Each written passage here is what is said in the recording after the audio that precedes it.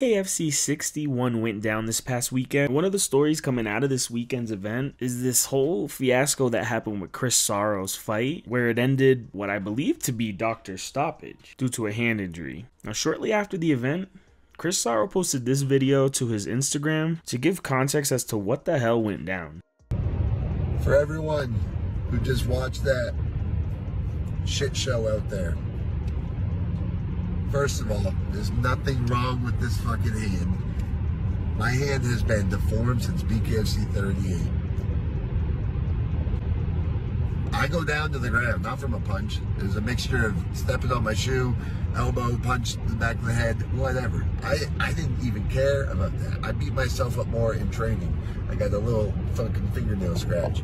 Nothing against Scott Roberts. That's how you fight when you're nerved up, scared. Everyone's dealing with fucking emotions, and it's his debut. Good on him. Now, I don't know if many of you tuned in to the post-fight press conference, but BKFC President Dave Feldman had some things to say about Chris Sarro. Here's what he had to say. You guys know I'm very, very passionate about this sport, and I fucking love it, and I live and die by it, and I cheer for it, and I boo for it, and I do whatever it takes. And these guys and girls go out there and fight their asses off for me, for you, and for the fans. And when we have a punk ass that comes in here and doesn't even get hit and lays down on his ass, we're going to start a new award tonight. It's called Quitter of the Night, and that's going to Chris Sarro because you're a punk.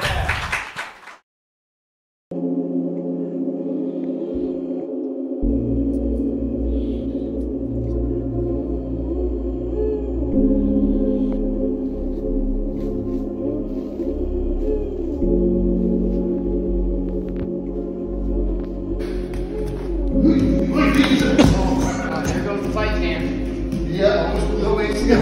There we go.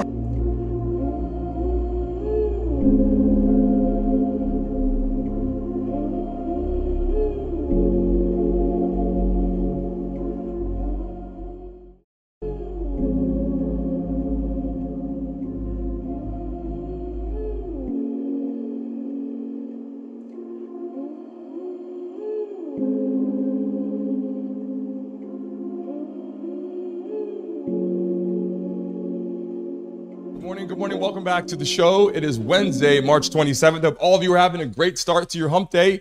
You know, it's 10 o'clock. We get started every day at this time. We have a lot to talk about today. We have a live fighter coming on the show. We got updates to P. Diddy, stuff with Ryan Garcia. Obviously, the whole massive issue with the bridge incident, some changes to the NFL, and also more. But live right now as we get started, we're going to bring on a fighter on the show and talk about how bare knuckle continues to grow. Bare knuckle, UFC, MMA, people are starting to get a little more interested in it. A lot of people thought it was barbaric and crazy, but today we have a live guest on the show, and we're going to bring him in for the first time. His name is Chris Sarro, live interview, one of the main guys that got started back in we bare just knuckle. opened 2 months ago, Golden Gloves Boxing Gym. First boxing gym in this area of Maine. I'll be doing my camp like right here. All right, sounds And I'm good. going to post now on Instagram, and I'll tag you in that. Main guys that got started back in bare knuckle, a guy that's making major moves now and also has his own gym, which is going to dial us into. We're excited to have him on the show right now. And welcome to the show for the first time, Chris Sarro, buddy. So good to have you on here. Dude, I love that gym background. I saw it before we were on the show. I'm like, that is legit, man. It's a traditional boxing gym for sure.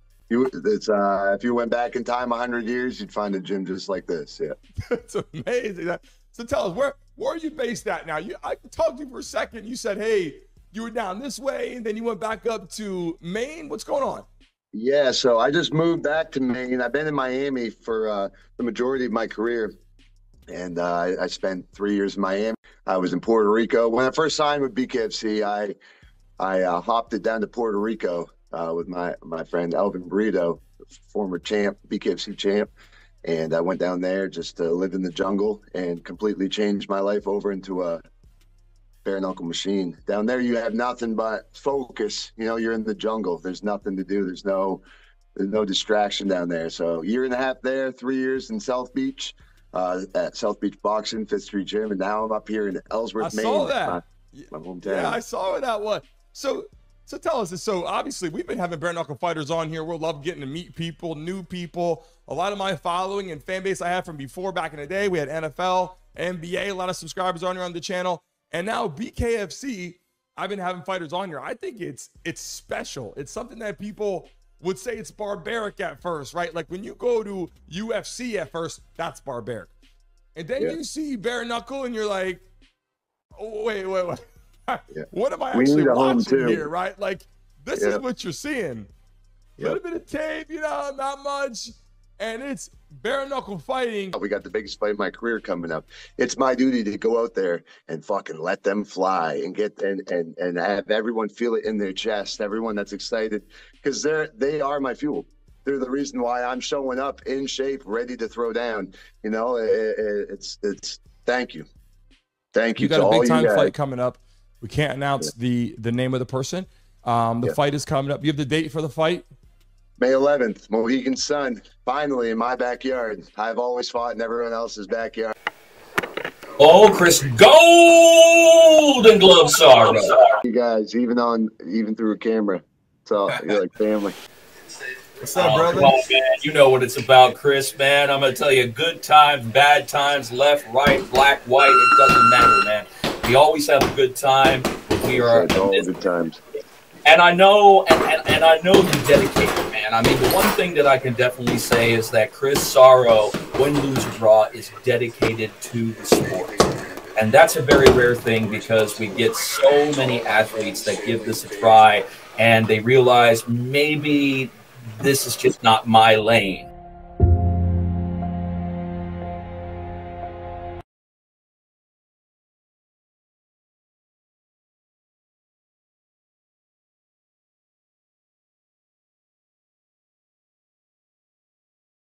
Now, we know for a fact, Chris, that this is your lane, and you are continuing and persevering through everything. Now, I know, you know, I mean, it's not about talking about the negatives. It's talking about what's in front of you. What's in front of you.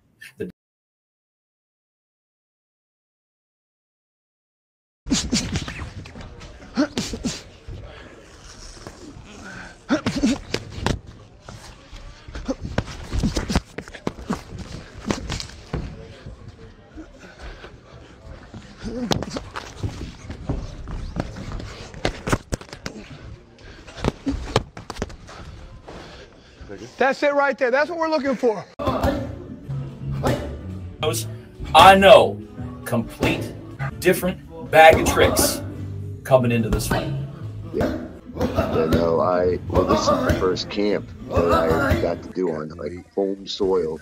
This is my dream gym. Like when I first signed with BKFC, it was like a dream, because I didn't plan on it happening. It came from a viral knockout for debut, and I signed a deal that Monday. 7 fights, and tonight makes his BK.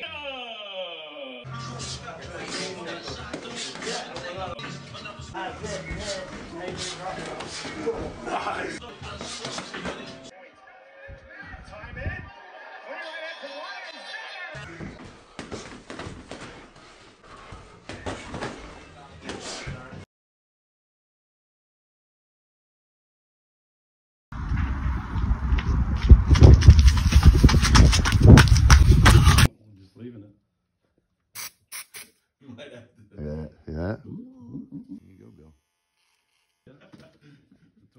Let me see.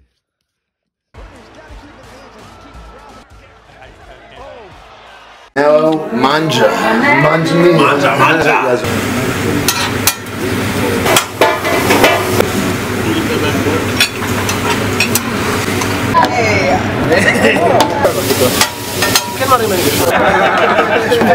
No warning, nothing. I know.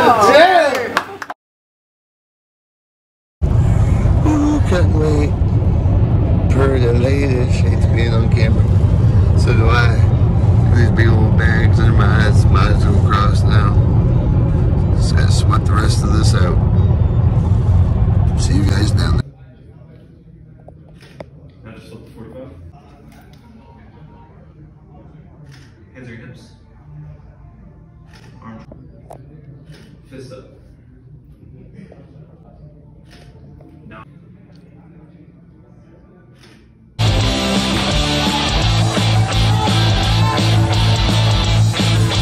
Chris Sarro, 209 even.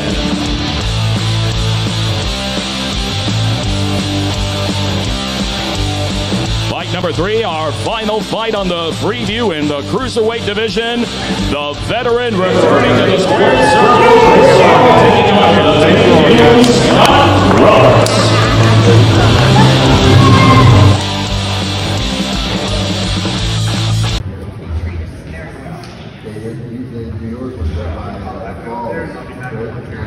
Yes, and every time we seem to go up there, it snows. Oh, yeah. And the one in Canada was really nice, too. Yeah. This is fight number 7 in BKFC for Chris Sarrro. He's 1-0 in pro MMA. He's also had 1 pro bare-knuckle MMA bout. Sarrro told us in our fighter meeting he's extremely focused on staying relaxed in this bout and extremely focused on being smart. He said, I want to utilize excellent defense, keep throwing snap jabs, and do not take myself off balance by overthrowing my power punches. Well, he wants to keep range down. Feels like he... And then I think Roberts is going to try to establish his counter-striking. I have to be adaptive. Sarrro also said, I believe I'm faster than Scott Roberts. I have to utilize what I believe is my speed superiority. And not only utilizing speed, but defense. Understands he's been hit with punches in the past. Wants to keep that head off center line, not right in directly in front of his opponent. If he moves out to the side, his opponent's not going to be able to hit the head, and he can counter. Again, Jeff Houston. Ladies and gentlemen, we are set for the next fight of the night. Scheduled for 5 2-minute rounds in the Cruiserweight division. Makes his BKFC debut. Fighting out of Hudson, Florida. Here is Scott, the Man Poet, Roberts.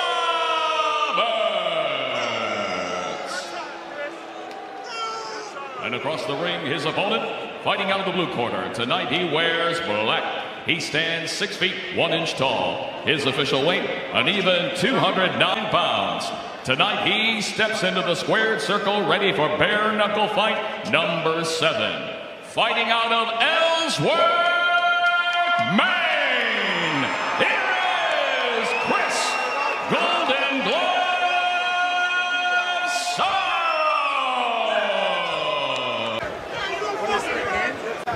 Chris Sarrro now has up to 5 minutes to recover. And he is on that 5-minute clock. Hey, that right hand's gotta go. I think it's right hand's gotta go. Let's go. That right hand, let's go. If he's rushing, clinch up, turn him. If he's rushing, clinch up, turn him. This fight is over. A muted finish to what looked to be an extremely explosive fight. Scott Roberts is not celebrating. He looks utterly devastated that this fight has ended, even though he is going to get the win. I touched his finger, he's winching. He's going to get hurt. Sarrro is extremely upset. Is he going to lose because of that? I don't know if they're going to call that. Chris, if it's an injury to Chris Sarro's hand in a natural sequence of events, Sarrro loses by injury TKO. If it's a foul, it's either going to be a no contest or a DQ. And that's what I was wondering. Were they going to consider that a foul? See, you can't say that. You're not trying to fight through a broken hand. Come on! So this is a rare sequence where this could be a TKO win for Roberts on the Sarrro injury. Could be a DQ win for Sarrro. Down and then what the fuck? Well, so I'm not really sure. We're going to find out here. They're talking about it. And you can see the way Roberts is reacting. So we're going to start a new award tonight. It's called Quitter of the Night, and that's going to Chris Sarrro because you're a punk.